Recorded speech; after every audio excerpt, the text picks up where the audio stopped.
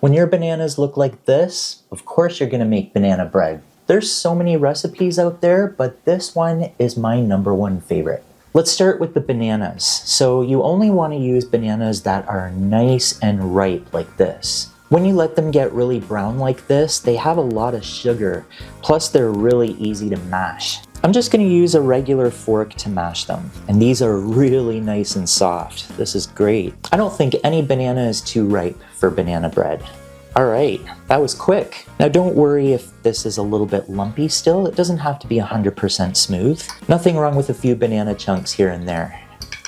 So I'm going to set that aside. Now I'm going to mix together a few dry ingredients. I'm going to use a scale because I want to weigh out 240 grams of flour. That's also 2 cups. And that's pretty much the only thing I really weigh. To that I'm going to add a teaspoon of baking powder, a teaspoon of baking soda, and half a teaspoon of salt. One optional ingredient you can add is a teaspoon of cinnamon, but I don't think I'm going to use that today.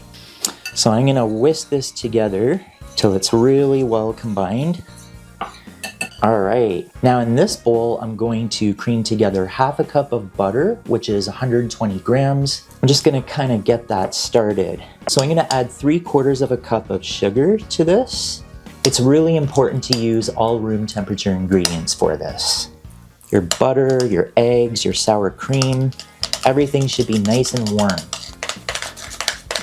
So I've been creaming this for about 3 minutes now, and of course you can use an electric mixer to do this. I just like doing it by hand. It is a little hard on the wrist, I'm not gonna lie.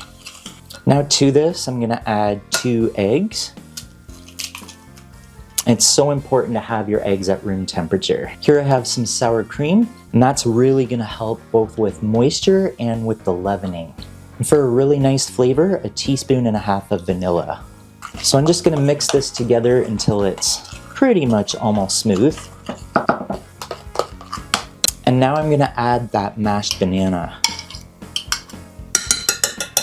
Ooh, you know I have to get every bit in there. So now I'm just going to mix this together until it's nice and smooth. Wow, you can really smell that banana and the vanilla. Now it's time to take that dry mixture and add it in about 2 or 3 parts. It's a lot easier for you to mix it in a couple of parts, and that way you don't end up over mixing the batter, because that's something you don't want to do. So we're gonna maybe add another 1/3, give it a little stir, and we'll just add the rest of it. Now if you want to add any chocolate chips or walnuts or anything like that, you don't want to mix it 100% just yet. I am going to add a nice generous cup of chopped walnuts. That's another way you can prevent over mixing. So you just want to kind of fold everything together here. Alright, that's it for mixing. Now right here I have a very generously greased and floured loaf pan. And now is actually the time that I'm gonna start preheating my oven to 375 Fahrenheit.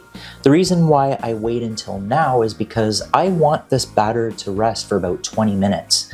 That gives all the dry ingredients a chance to absorb a lot of the moisture, and you end up with just a fluffier, softer loaf. Now I'm gonna go put this in my preheated 375 Fahrenheit oven. But as soon as I put it in, I'm gonna reduce the temperature to 350.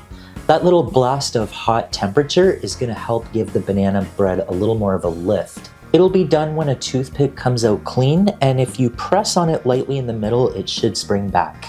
So we should let this cool for at least 30 minutes before we try to take it out of the pan. But it smells so good in here right now. It's always tempting to cut into it while it's still warm, but you're better off letting it cool completely. Cutting into it is gonna let steam escape, and it'll dry out your banana bread. Out of all the banana bread recipes I've tried over the years, this one is my #1 favorite. Now, have you ever heard of dill pickle bread? If not, you have to check out this video.